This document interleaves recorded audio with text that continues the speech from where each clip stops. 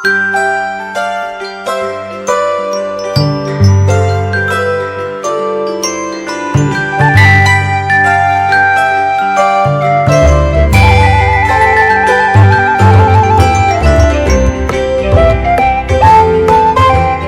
pagi sahabat GPIB dimanapun berada, Bapak Ibu, Saudara-saudari, adik-adik terkasih. Pada pagi hari ini kembali lagi kita berjumpa dalam program Morning Call GPIB. Saya Pendeta Immanuel Kristantio Nugroho yang saat ini melayani di GPIB Jemaat Efrata Padang. Sebelum Bapak Ibu Saudara semua, anak-anak dan juga saya mengawali berbagai kegiatan di hari ini, mari kita bersama-sama kembali lagi membaca dan merenungkan firman Tuhan. Sebelumnya mari kita berdoa. Allah Bapa, cinta kasih-Mu begitu nyata dalam istirahat malam kami. Sebelum melanjutkan berbagai aktivitas kerja layan kami di hari ini ya Tuhan, terangilah kami dengan kasih Kristus. Pembacaan dan perenungan firman-Mu akan membawa kedamaian, hikmat, dan kemampuan di dalam kami melakukan berbagai aktivitas, baik di dalam rumah termasuk juga di luar rumah. Kami mau serahkan ya Tuhan pembacaan dan perenungan pada saat ini ke dalam tangan-Mu. Di dalam nama Tuhan Yesus Kristus kami berdoa. Amin.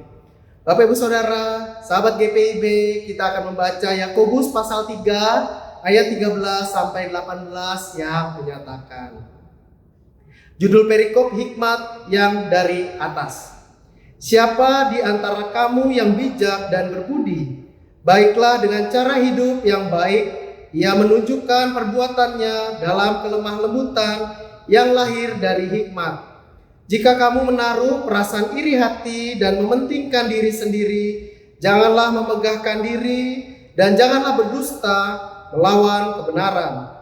Hikmat seperti itu tidak datang dari atas, tetapi dari dunia, dari nafsu manusia, dari setan.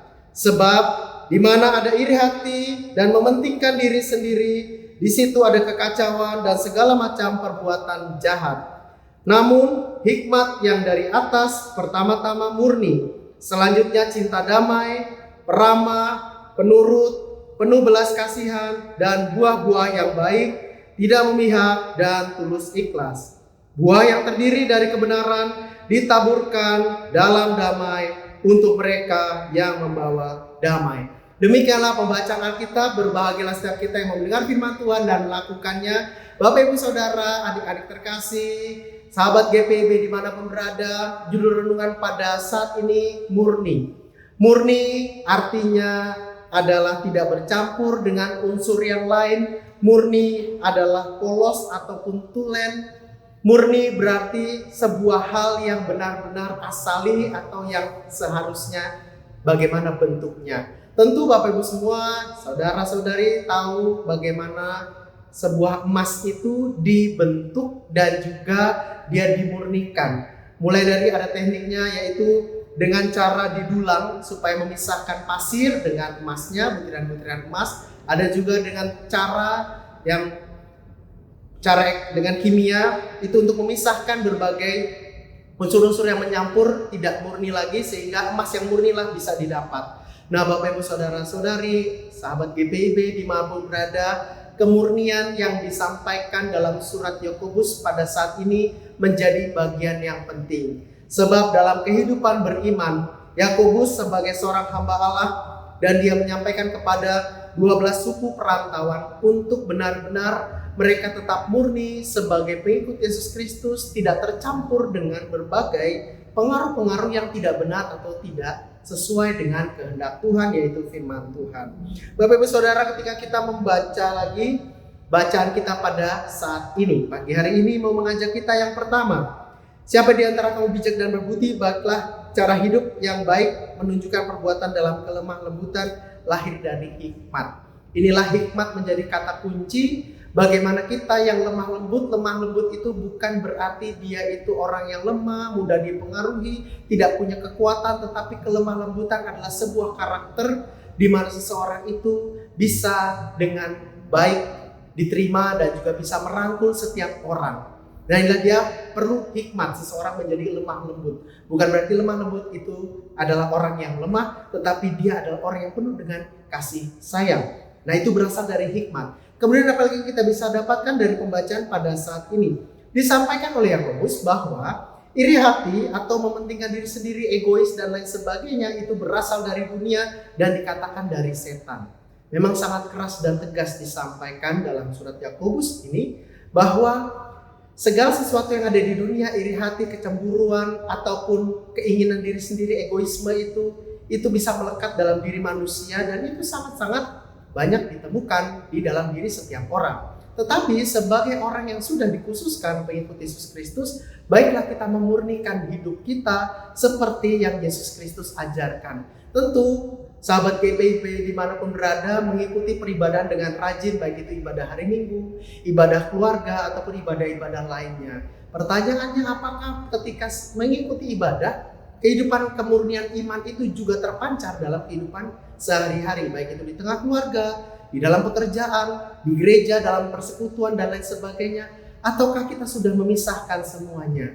Nah, baiklah kita kembali lagi memurnikan iman kita sehingga tidak terpengaruh dengan berbagai kemajuan zaman yang akhirnya mengajak setiap orang itu egois dan juga mementingkan diri sendiri. Bagian selanjutnya dari pembacaan dan perenungan kita pada saat ini disampaikan oleh sang penulis bahwa hikmat dari atas itu murni, cinta damai, peramah, penurut, dan seterusnya.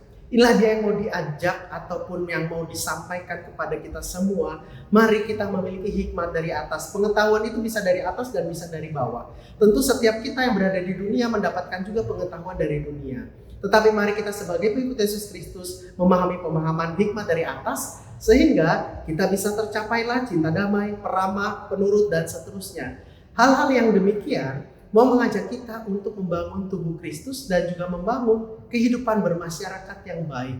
Karena kehidupan persekutuan dan kehidupan bermasyarakat termasuk di dalam keluarga juga, ketika ada cinta damai, maka yang diutamakan adalah bagaimana bisa menerima satu dengan yang lain di antara kita yang berbeda.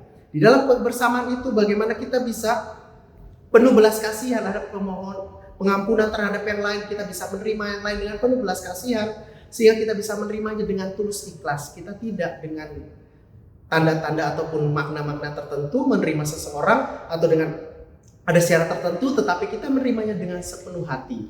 Nah, bagian yang terakhir dari pembacaan kita pada saat ini bicara tentang hikmat yang murni, tentu tidak berasal daripada dunia, tetapi dari atas, daripada Tuhan Allah. Bagaimana Bapak Ibu dan saya, serta sahabat GPB dimanapun berada, kemurnian yang harus kita pancarkan yaitu kasih Kristus. Bagaimana minggu sesudah Pentakosta kita benar-benar menghidupinya. Bagaimana kita sebagai pengikut Yesus Kristus yang selalu murni, baik itu di dalam pikiran kita, hati kita, di tengah pelayanan, keluarga, dan juga di masyarakat.